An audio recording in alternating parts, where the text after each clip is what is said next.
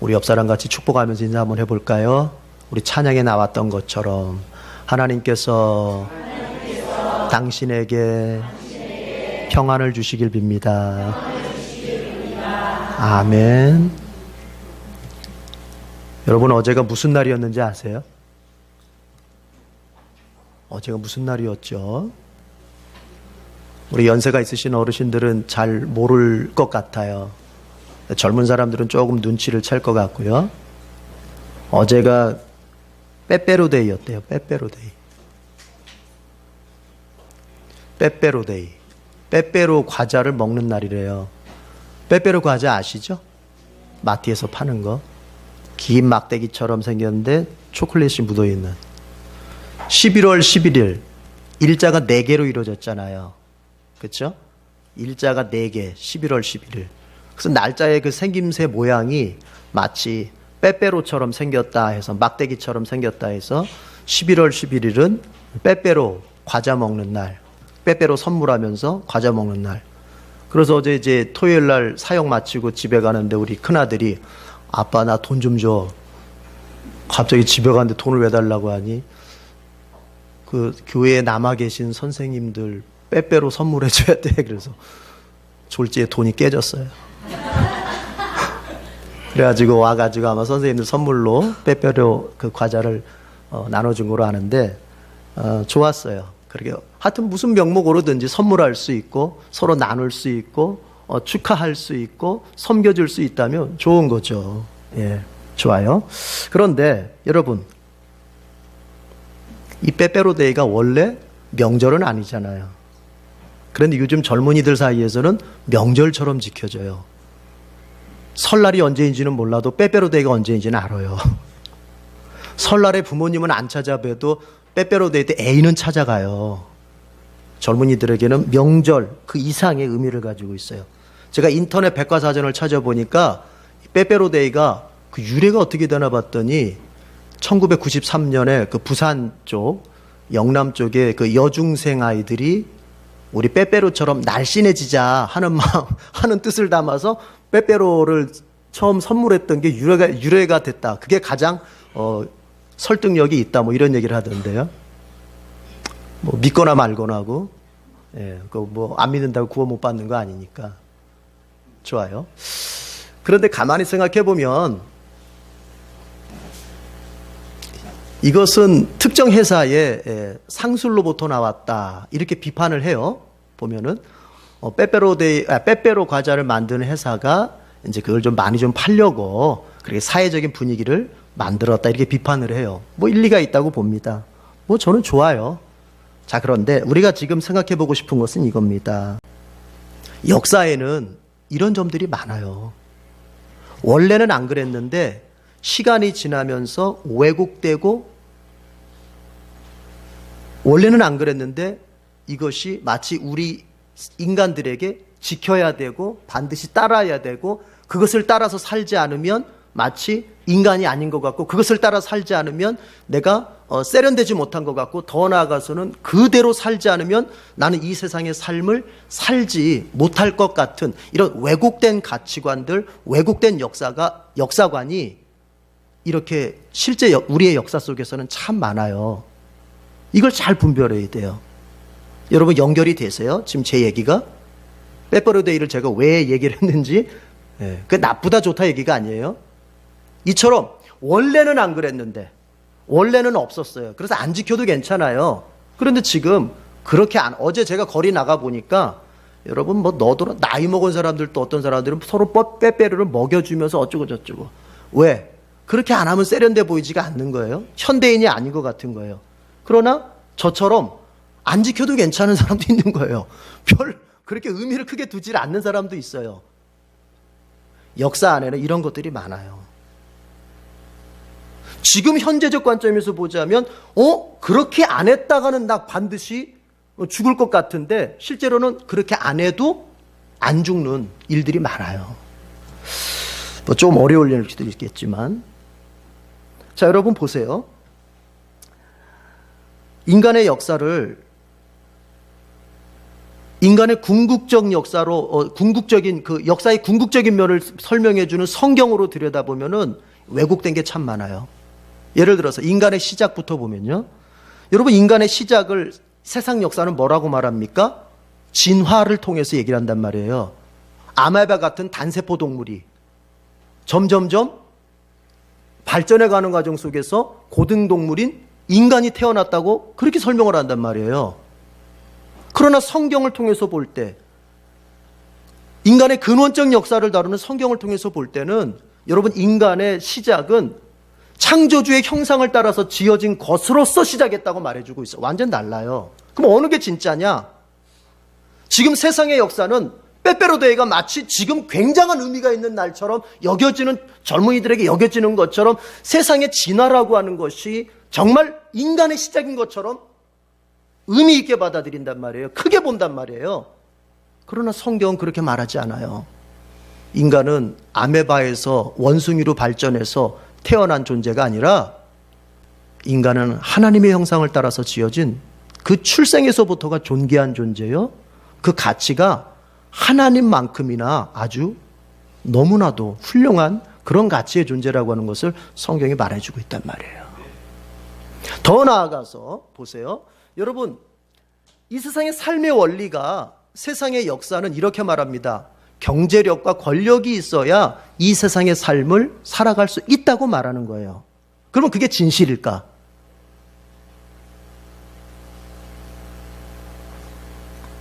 경제력과 권력만 있으면 인간이 참된 행복 속에서 정말 자신의 인생에 다시는 후회가 없는 그런 인생을 살 수 있는 것일까? 살게 되는 것일까? 세상 역사는 그렇게 가르치는 거예요. 그래서 너도 나도 돈을 벌고 어떤 힘 있는 사람이 되기 위해서 자신의 인생을 올인하는 거예요. 그것이 세상의 역사가 가르치는 가치관이요, 세상의 삶의 원리인 것입니다. 그러나 성경은 뭐라고 말합니까? 그렇게 말하지 않습니다. 물론 성경이 돈이라든지 어떤 정치력이라든지 이런 것의 가치를 아예 부정하는 게 아니에요. 돈이, 경제력이, 권력이, 정치력이 도구로서, 그 인생의 도구로서 역할만 할 수 있다면 그것은 가치가 있는 거예요. 그러나 제가 지금 여기서 말씀드리는 것은, 성경이 말하는 것은 과연 돈과 권력이 근원이 될 수, 인간 삶의 근원적 근거가 될 수 있느냐, 그 얘기를 하는 거예요. 도구로서의 돈과 도구로서의 권력은 필요한 것입니다. 그러나 세상 사람들은 어때요? 자신의 삶의 근거를 돈에다 두는 거예요. 자신의 행복한 삶의 그 바탕을 돈으로 두는 거예요. 돈으로. 다 없어도 돈만 있으면 낫다는 거예요. 그래서 어때요, 여러분? 그 돈을 벌기 위해서 가족을 버리고 아버지가 물려준 몇 푼 안 되는 유산을 뺏기 위해서 형제와 형제가 칼부림에 난동을 부리고 이렇게 되는 거 아닙니까? 왜 그런 일이 벌어지겠어요? 돈이 삶의, 인생의 근거가 되겠다고 믿기 때문에 그런 거예요. 그럼 성경은 뭐라고 가르쳐요, 여러분? 성경은 과연 그 세상이 말하는 삶의 원리가 성경이 말하는 삶의 원리와 같은가, 아니면 충돌을 일으키는가?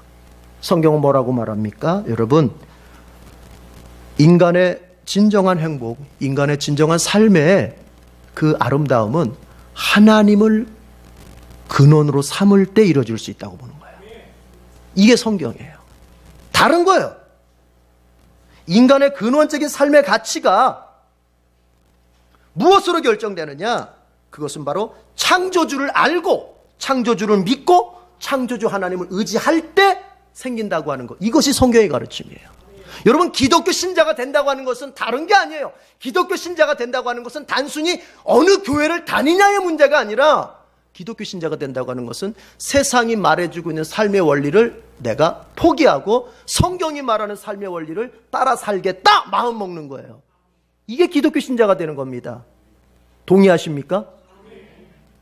그러니까 여러분이, 그리고 제가 예수 믿어서 기독교인이 됐다면 우리는 지금 무엇을 따라서 살고 있어야만 되는가? 성경의 말씀을 따라서, 성경의 말씀을 나의 삶의 원리 삼아서 그것을 따라 살고 있어야 정상이에요. 제가 앞에서도 얘기했지만 세상의 역사 가운데는 마치 빼빼로데이처럼 원래와는 다른 왜곡된 역사의 가르침들이 참 많다는 것, 여러분 중요합니다. 그래서 우리는 세상이 우리에게 가르치고 세상이 우리에게 제시하는 그런 삶의 가치와 원리들을 무조건 다 받아들이면 안 돼요. 검증해야 돼요. 취사선택해야 돼요. 뭘로 검증해요? 하나님의 말씀인 성경으로 검증해야 돼요. 이 세상이 지금 말하고 있는, 세상이 가르치고 있는, 세상이 나에게 제시하고 있는 이 삶의 원리가 과연 성경이 지지하고 성경이 인정해 주는 삶의 원리인지 검증하고 인정하고 있다면 나는 그것을 내 것으로 만들어서 살아야 될 것이요, 만약 성경의 인정을 받지 못하고 성경과 충돌하는 삶의 원리라면 그것이 아무리 화려하고 그것이 아무리 나에게 인간적인 성공으로 이끄는 길처럼 보인다 할지라도 우리는 내려놓을 수 있어야 되는 거예요. 동의하십니까?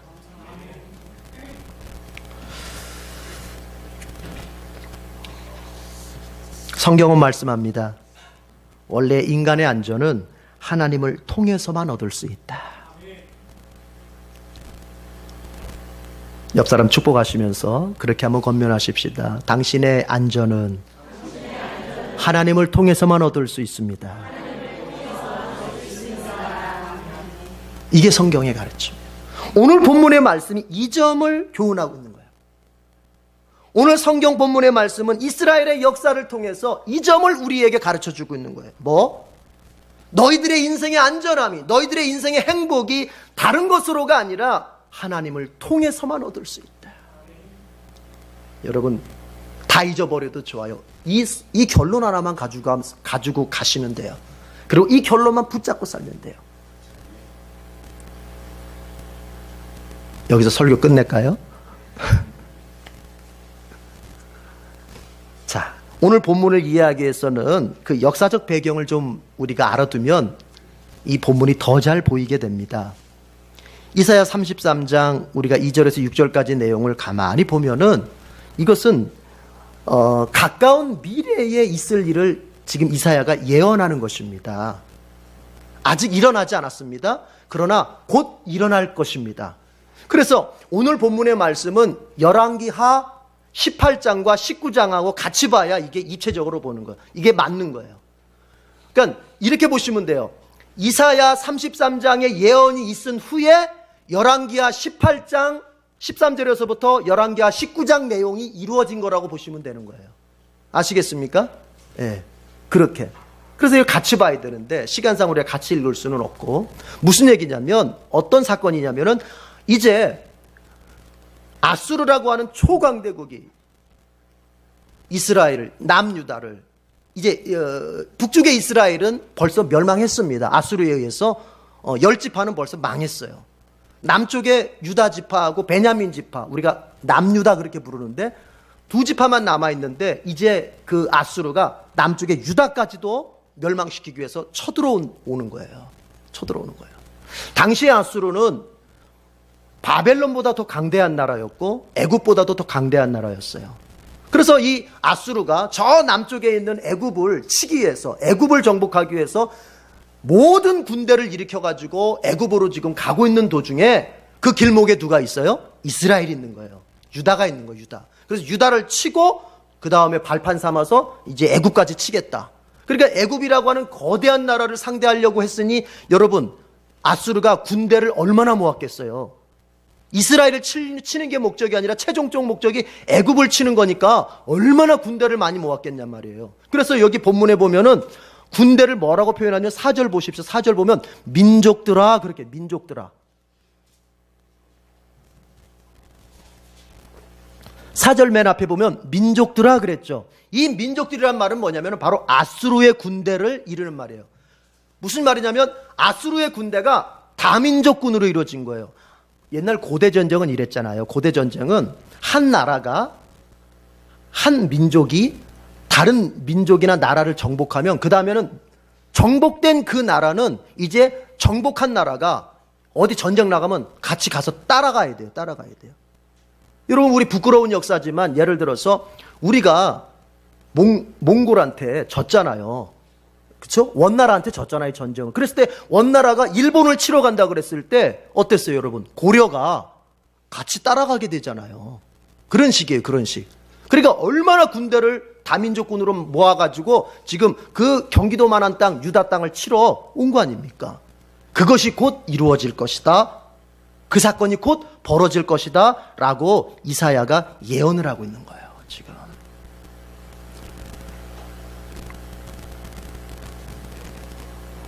여러분, 사람들이 두려워하는 이유가 뭘까요?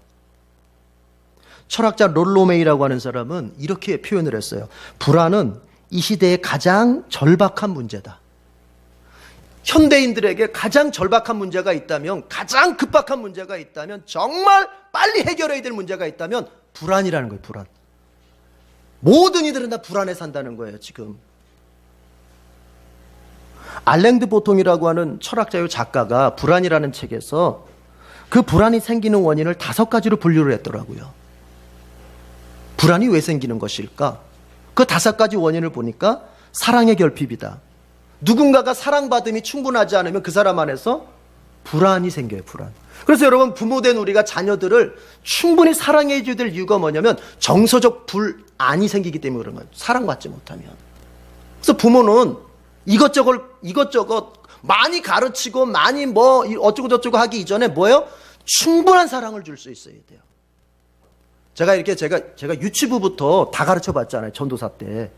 여러분, 사랑을 많이 받은 아이와 사랑을 덜 받은 아이는 반드시 그 살아가는 모습에서 이게 차이가 있더라고요. 예. 우리가 가만히 보면요, 어른된 우리도 가만히 보면요, 우리 이럴 때 있죠. 왠지 모를 불안이 내 마음에 스며들 때가 있어요.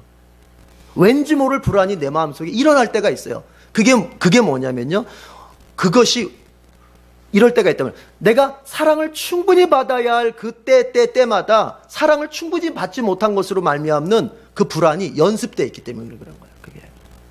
자, 어쨌든 사랑의 결핍이, 여러분 옆 사람 축복하십시다. 사랑합시다. 사랑합시다. 말씀에도 그렇잖아요. 여러분, 사랑이 허다한 두려움을 내쫓습니다. 사랑을 많이 받으면 두려움을 이길 수 있는 거거든요. 불안을 이길 수 있는 거예요. 네. 남편이 아내를 많이 사랑해 줄 때 아내의 불안이 물러가요. 아내가 남편을 정말 사랑해 줄 때 남편이 밖에 나가서 여러 일들을 감당하면서 생기는 불안도 이길 수 있는 거예요. 사랑에 결핍이 생기면 불안이 생긴대요. 또, 자, 이제 계속 하면요. 왜 우리에게 불안이 생기는 것인가? 사랑의 결핍, 속물근성, 그리고 기대. 여러분, 기대가 높으면 어때요? 불안이 생기죠, 또. 그렇죠? 왜요? 그 다음 나오는 게 뭐냐면 능력주의예요. 능력주의가 판을 치는 사회는요, 사람들이 다 불안할 수밖에 없어요. 왜요? 내 능력과 다른 사람의 능력이 비교되면서 불안할 수밖에 없는 거예요. 그래서 사회가 능력만 강조하는 사회가 되면 안 돼요. 우리가 지난 과거 시절에 서열화, 학교를 서열화시키고 사람들을 서열화시켰던 그것은 뭐냐면 그게 바로 능력주의 사회예요. 여러분, 이 세상의 모든 능력이 같을 수 있겠습니까? 달라요. 그래서 능력만이 그 사회를 지배하면 거기는 반드시 죽어가는 사람들이 생기게 되고, 또 반대로 교만해서 날뛰는 사람들이 생기게 되는 거예요. 능력주의. 마지막이 뭐냐면 불확실성입니다. 미래가 도대체가 보이질 않는 거예요. 어떻게 될지 감이 안 잡히는 거예요. 가만히 모아보면 이렇습니다. 이 5가지 원인을 가만히 모아보면 이런 거예요. 내가 기대하는 바는 있는데 능력은 안 될 때 불안이 생기는 거예요. 기대하는 바 있는데 능력이 안 돼. 또 내가 이렇게 능력이 안 돼서 내 마음이 조바심이 나고 내 마음이 두려운데 옆에서 나를 사랑해주고 격려해줄 수 있는 사람이 없을 때 그 불안은 더 가중되는 거예요. 그러다 보면 어떻습니까, 여러분? 이렇게 가다가 내 미래가, 이렇게 가다가 우리 가정의 미래가 어떻게 될까? 이렇게 가다가 내 자식이 제대로 인생을 살게 될까? 미래의 불확실성, 이것이 우리를 더욱더 불안하게 만드는 거예요. 여러분, 이제 오늘 성경 말씀을 잘 귀담아 들으십시오. 지금 이 남유다의 백성들은 미래의 불확실성에 서 있는 거예요. 이제 곧 초강대국인 아수르가 자신들이 모을 수 있는 모든 군대를 모아서 쳐들어오는데 앞으로 우리 어떻게 될까? 이 작은 나라가, 힘없는 나라가. 그런데 열왕기하 18장을 우리가 보면요, 이미 아수르가 쳐들어와가지고 예루살렘만 빼고는 나머지는 다 정복을 해버렸어요. 그러니까 지금 뭐만 남았어요? 동그라니 그냥 예루살렘만 남아있는 거예요. 그 주변에 있는 도시들은 이미 아수르에 의해서 초토화가 돼버렸어요. 아니, 내 주변이 이미 점점 무너져 가는 게 보이는 거예요. 내 주변의 모든 것들이 다 망해가는 게 보이기 시작하는 거예요. 그러면 우리의 미래의 불확실성은 더 가중되는 겁니다. 이거 어떻게 될까? 사업이 이렇게 점점 작아지고 있는데 어떻게 될까? 내 직장이 지금 내가 월급 못 받은 지가 몇 개월인데 어떻게 될까? 내가 지금 여기가 아파오고 여기가 아파오는데 이렇게 되다 점점 내가 나이 들어가면 어떻게 될까? 점점 불안해지는 거 점점. 여러분 불안하십니까?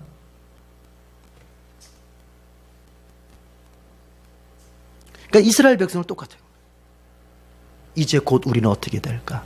그런데 이사야가 하나님께서 이사야를 통해서 이런 불확실한 미래를 앞두고 있는 그 남유다 백성들이 이것을 극복할 수 있는, 이것을 이길 수 있는 그 비결을 알려주시는 거예요. 오늘 말씀을 잘 들어보세요. 그리고 여러분들이 이것을 딱 믿음으로 붙잡으세요. 그럼 여러분들이 그 불확실성으로 말미암는 불안, 내 미래가 어찌 될지, 내 가정의 미래가 어찌 될지, 내 사업의 미래가 어찌 될지, 이런 모든 것으로부터 오는 불안을 여러분이 이기고 승리하게 될 줄로 믿습니다. 더 나아가서는 불안을 이길 뿐만이 아니라 오늘 말씀대로라면은요, 더 풍성한 삶을 살게 될 것입니다. 비결을 딱 두 가지만 얘기해요. 두 가지. 하나는 뭐냐면 첫 번째, 믿음입니다. 믿음. 믿음을 가져야 된다는 얘기예요. 3절, 4절 다 같이 읽어보겠습니다. 이사야 33장 3절과 4절을 우리 큰 목소리로 시작. 주님의 우렁찬 소리에 백성이 도망치며 주님께서 일어나셔서 우리 편이 되어 싸우시니 민족들이 흩어집니다.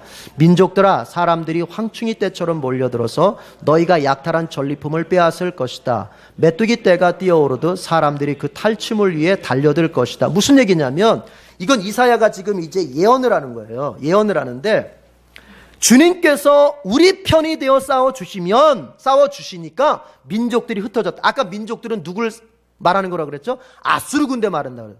그러니까 3절에 보니까 주님께서 일어나신다는 거예요. 주님께서 일어나셔가지고 우리 편이 되어서 싸워주신다는 거예요. 그랬더니 아수르의 군대가 모두 흩어져 버렸다는 것입니다. 그리고 4절도 마찬가지예요.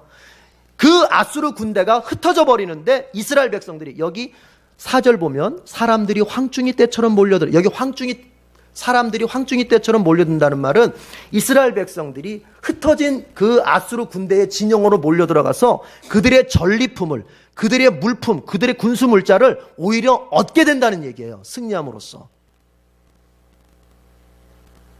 그 얘기를 지금 하고 있어요.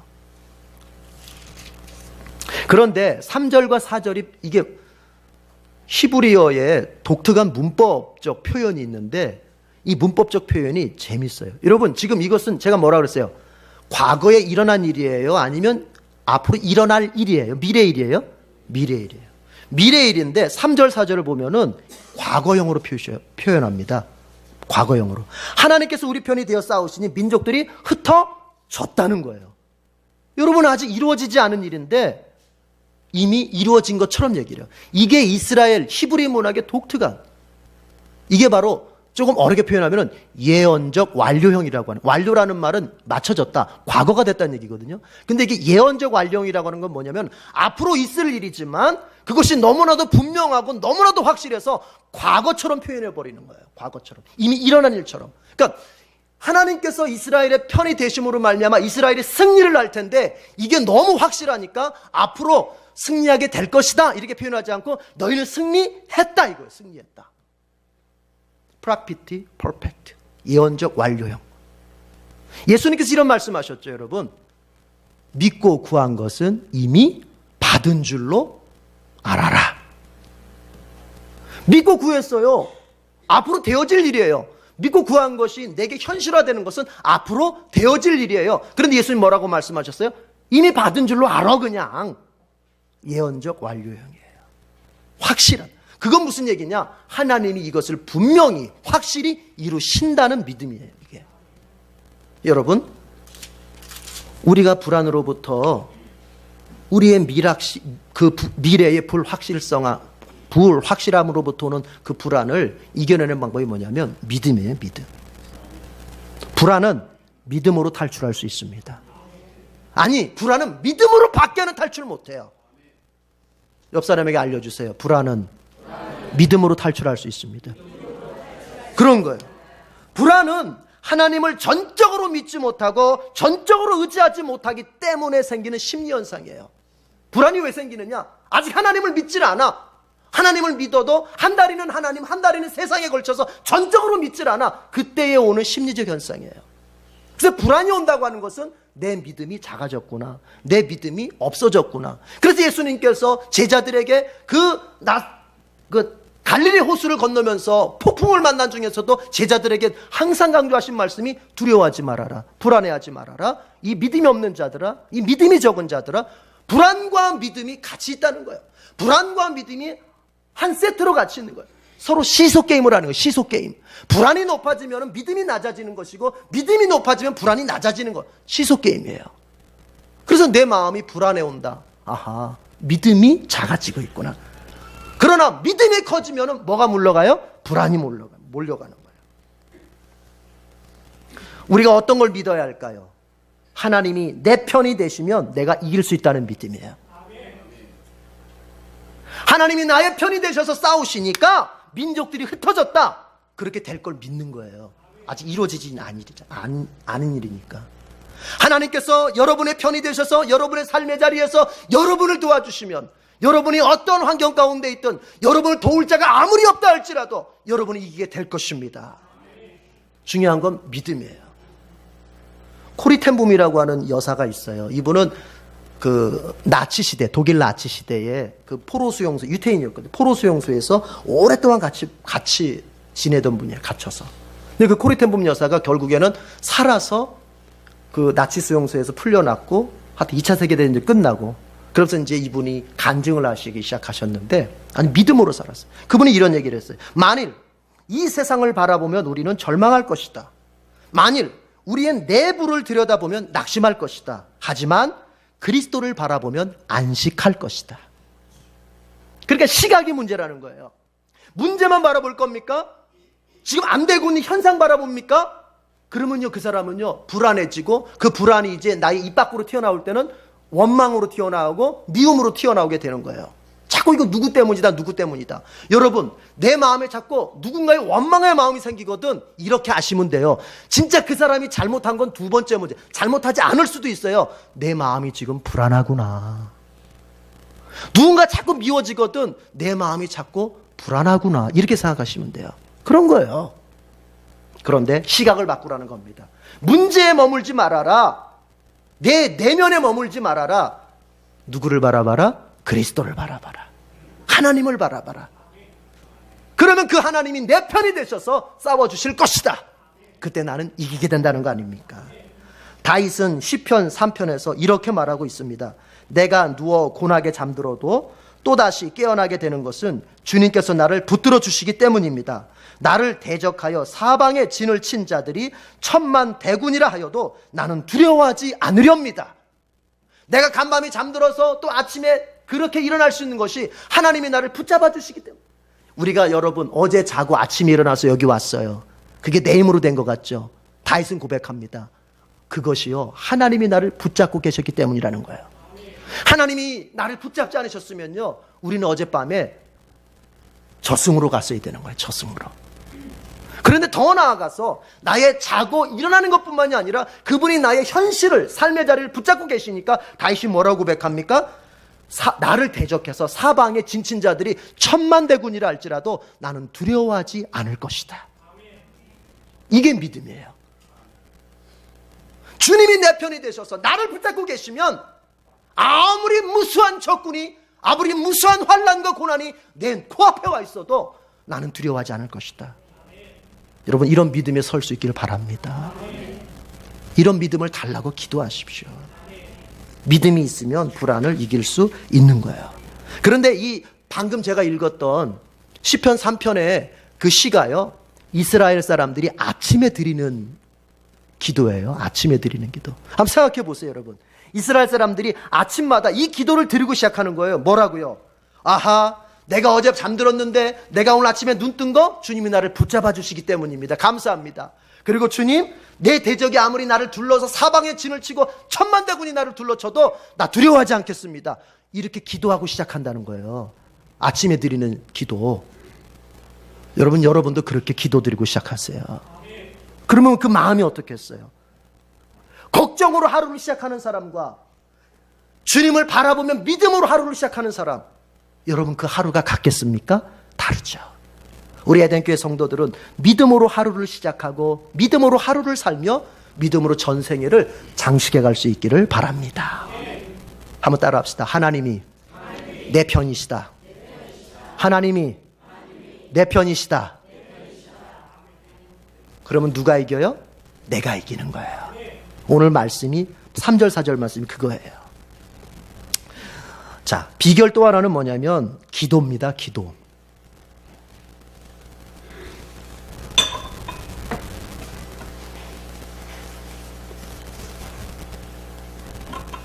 하나님을 바라보는 믿음을 가지고 하나님이 내 편이시면 내가 싸워 이길 수 있다. 좋습니다. 자, 그러면 그거로 끝나는 것이냐? 그렇지가 않죠. 그 믿음이 하나님 앞에서 증명되는 사건들이 내게 있어야 되는데 그게 뭐냐? 기도하는 것입니다. 2절을 읽어봅시다. 2절. 다 같이 2절을 읽어봅시다. 시작. 주님, 우리에게 은혜를 베풀어 주십시오. 우리가 주님을 기다립니다. 아침마다 우리의 능력이 되어주시고 어려울 때 우리의 구원이 되어주십시오. 이것은 기도예요. 주님, 우리에게 은혜 베풀어 주십시오. 주님, 우리가 주님을 지금 기다리고 있습니다. 곧 있으면 아수르가 우리를 쳐들어올 텐데, 그 가까운 미래에 아수르가 우리를 박살내게 해서 쳐들어올 텐데, 주님, 우리가 주님을 기다리고 있습니다. 주님 도와주십시오. 기도라는 거예요. 아침마다 우리의 능력이 되어달라. 여러분, 이 아침, 여기서 말하는 아침은요, 어떤 의미가 있냐면은 가장 위급할 때, 가장 위기의 순간을 말하는 거예요. 왜냐하면 전쟁에서는 저녁이 보통 싸우기에 제일 좋잖아요. 안 보이니까. 그래서 저녁이 되면 군인들이 긴장을 해서 뭘 써요? 보초를 쓰는 거예요. 보초를. 그래서 누구라도 쳐들어올까를 생각하고서 저녁에는 아주 철저하게 보초를 씁니다. 그런데 간밤 저녁에 아무런 일이 없었어. 적군이 아무 기미가 없었어. 그리고 이제 해가 뜨고 아침이 되는 거예요. 그럼 뭐가 풀려요? 긴장이 풀리기 시작하는 거예요. 긴장이 풀릴 때 상대가 급습을 하는 거예요. 여러분 전쟁사를 읽어보세요. 그래서 재밌는 것들이 이런 아침에 전쟁을 해서 이긴 나라들이 꽤 많습니다. 예, 바로 그때를 말하는 거예요. 아침마다 우리의 능력이 되어달라는 말은 가장 위험한 순간에 우리의 능력이 되어주십시오. 이 얘기예요. 여러분의 인생을 살면서, 여러분이 가정을 세워가면서, 여러분의 일터 속에서 가장 위험한 순간에 여러분은 누구를 찾습니까? 여러분의 인생의 위기에서 여러분이 정말 붙잡는 것은 무엇입니까? 따라합시다. 그것이 하나님이다. 우리의 위기의 순간에 우리가 의지하고 붙잡는 그것이 나의 진짜 하나님이에요. 내가 여호와 하나님을 붙잡고 있다면 내가 진짜 여호와 하나님을 믿는 백성이 맞아요. 그러나 정말 평상시에는 하나님 믿는 것 같지 말았는데 정말 위기의 순간에는 내가 사람을 찾아가고 돈을 찾아가고 어떤 나보다 더 똑똑하다고 하는 사람을 의지한다면 그 사람은 돈을 하나님 삼고 있고 사람을 하나님 삼고 있는 거예요. 여러분, 우리가 기도해야 되는데요. 어떤 기도를요? 가장 위기의 순간에 하나님 나를 도와주시옵소서. 내 능력이 되어 주시옵소서. 그리고 말하지 않습니까? 또 2절 끝에 보니까 어려울 때에 우리의 구원이 되어 주시옵소서. 우리 어려울 때 있잖아요. 인생 살면서 어려울 때. 여러분, 그때 우린 주님 앞에 뭐 할 수 있어야 될까요? 기도할 수 있어야 되는 거예요. 이것저것 해보다가 안 되니까 기도하는 게 아니에요. 우리는 여러분 기도부터 하는 거예요. 기도부터. 그러면 주님이 역사하시는 것입니다. 뭐 남의 나라 얘기지만 한번 참고해서 들어보세요. 남북전쟁이 막 시작되려고 할 때, 아직 시작되지 않았어요. 남북전쟁이 시작되려고 할 때, 여러분 역사가 평가합니다. 원래 남북전쟁은요, 남군이 이겨야 정상이래요. 왜냐하면 남군에 유능한 사람들이 더 많이 모였어요. 대표적으로 리 장군. 리 장군은 당시 미국에서 제일 존경받던 사람. 아주 전쟁에 대해서는 천재예요, 천재. 그래서 리 장군이 남군에 딱 들어가는 순간 북군에서는 이미 우리 졌다, 이런 분위기가 돌았었단 말이에요. 그래서 원래 남군이 이겼어야 정상인데 우리 알죠? 북군이 이겼잖아요. 그 남북전쟁이 막 시작되려고 할 때 그 남군의 리 장군이 이끄는 군대가 남군이 게티스버그로 밀어닥치고 있었다는 거 아닙니까?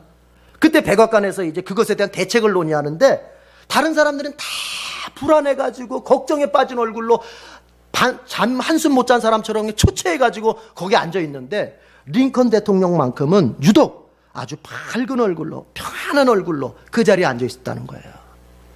그래서 장교 중에 한 사람이 물었답니다. 카카, 지금 리 장군이 게티스버그로 밀고 온다는데, 그래서 잠시 후면 미국이 이제 전쟁의 도가니 속에 들어갈 텐데 걱정이 안 되십니까? 어떻게 그렇게 침착할 수 있습니까? 그렇잖아요. 다 걱정하는데. 그런데 그때 링컨 대통령이 이렇게 대답을 했다 그래요. 우리는 조금 더 두려워할 필요가 없어. 나는 어젯밤을 꼬박 하나님께 기도하는데 사용했습니다. 나는 어젯밤을 꼬박 하나님 앞에 기도하며 시간을 보냈다는 거야. 그래서 하나님께서 우리 편이 되셔서 싸워 이겨주실 것을 나는 믿는다는 거예요. 여러분, 이게 기도하는 사람은 현실에 대해서 불안이 없어요. 기도 안 하는 사람은 현실이 불안한 거예요. 여러분이 왜 불안하죠? 기도 안 하기 때문에 그러는 거예요. 기도를 하더라도 형식적으로만 하니까 그런 거예요. 기도를 정말 주님 앞에 마음을 다바쳐서 열렬하게 내 생애를 맡기면서 기도하면요, 우리 주님께서 내게 은혜 주시면서 내 마음이 담대해지는 겁니다. 여러분, 기도는요 유일한 신자의 무기예요. 이 세상의 어려움과 고난과 환난과 이 세상이 내게 닥쳐오는 모든 문제들을 해결할 수 있는 신자의 무기는 기도밖에 없어요. 기도 안 하고 여러분들이 이길 수 있다. 기도 안 하고 여러분들이 행복할 수 있다. 기도 안 하고 여러분이 현실의 문제 속에서 언젠간 잘 되겠지, 시간이 가다 보면 낫겠지. 아하, 그거는 되지 않을 일을 기다리고 있는 거예요. 이렇게 생각해 봐야 돼요. 왜 여러분에게 자꾸 하나님께서 어려움을 주실까요? 사랑하는 내 자녀인데, 사랑하는 나의 정말 아무리 정말 내 자녀인데 왜 우리에게 어려움을 주실까요? 기도하는 자리로 나오라는 소리예요. 그 방법이 아니고는요, 우리처럼 게으르고 우리처럼 언제나 나태하기 쉬운 우리 같은 사람은요 기도를 안 하게 돼요. 여러분 가만히 생각해 보십시오. 성경 읽기나 큐티하기나 기도 같은 영적인 일이 항상 어때요? 내가 어떤 시간을 정해놓고 정말 독하게 하지 않으면 영적인 일은 항상 현실적인 일, 육적인 일에 밀려가게 돼 있는 거예요. 그래서 나중에 안 하게 되는 거예요. 그런데 보세요. 그렇게 살고 있던, 그렇게 나태하게 살고 있던 내가 집안에 큰 어려움이 생겨보세요. 어떻게 됩니까? 억지로라도 기도하는 자리로 나오게 되는 거예요. 여러분의 문제가 시간이 가면 저절로 해결될 것이라고 기대하는 것은 절대로 믿음의 생각이 아닙니다. 여러분이 기도해서 하나님의 역사가 일어날 때 해결될 수 있는 문제예요.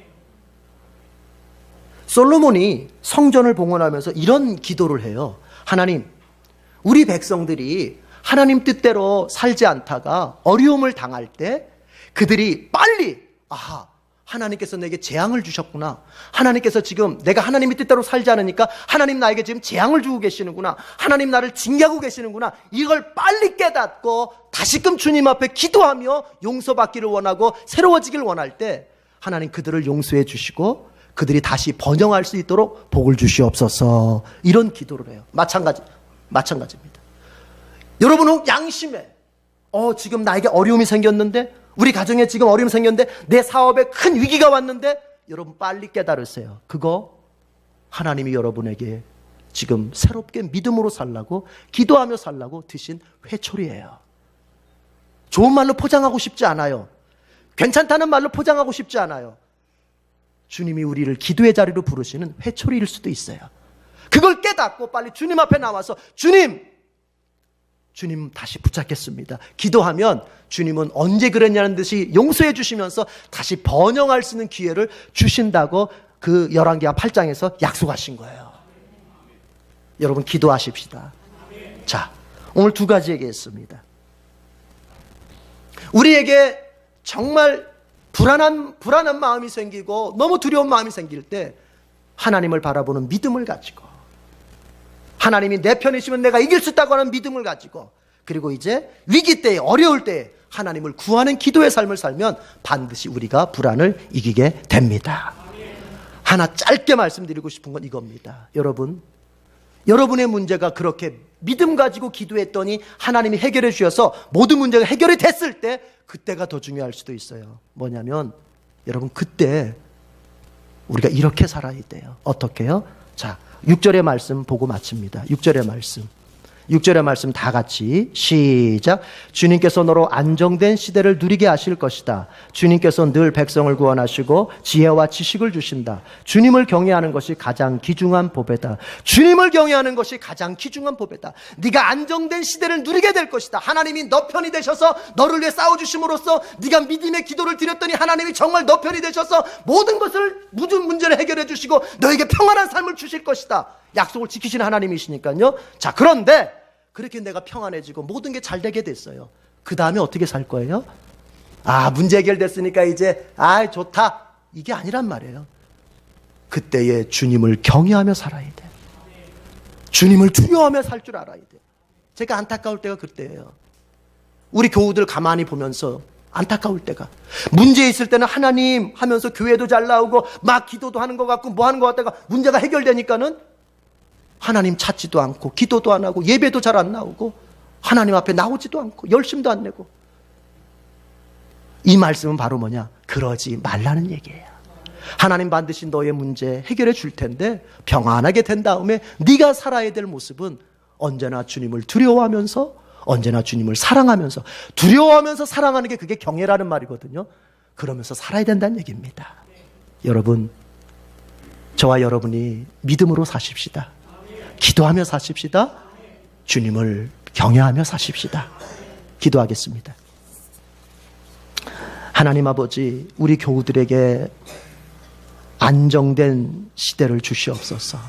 저들이 환난 앞에서 두려워하고 이 일이 어찌 될까? 우리 가정이 앞으로 어떻게 될까? 이 사업이 어떻게 될까? 근심하고 불안해하고 두려워할 때 하나님, 저들의 마음속에 안정된 그런 시간, 안정된 마음을 주시옵소서. 하나님, 그러기 위해서 우리에게 필요한 것이 믿음과 기도였음을 알았습니다. 믿음을 주시옵소서.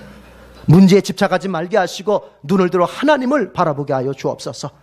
아무리 그 문제가 크고 아무리 그 문제가 나를 뒤눌러 나로 하여금 숨조차 쉴 수 없도록 만든다 할지라도 우리 하나님이 지금이라도 내 편이 되신다면 내가 이겨낼 수 있다고 하는 믿음을 갖게 해 주시옵소서. 그리고 하나님, 그 믿음 가지고 기도의 삶을 시작하게 해 주시옵소서. 처음부터 잘 되지 않는다 할지라도 기도의 삶을 내가 한 걸음 한 걸음 살아나갈 때 우리 주님께서 반드시 나의 삶에 역전의 기회를 허락하실 것을 믿습니다. 주님, 잘 되거든 더욱 주님을 두려워하며 더욱 주님을 사랑하며 살게 해 주옵소서. 그래서 우리 에덴교회 모든 성도들은 생애 내내 주 안에서 복되고 풍성한 삶을 누리게 하시옵소서. 예수님의 이름으로 기도드립니다. 아멘.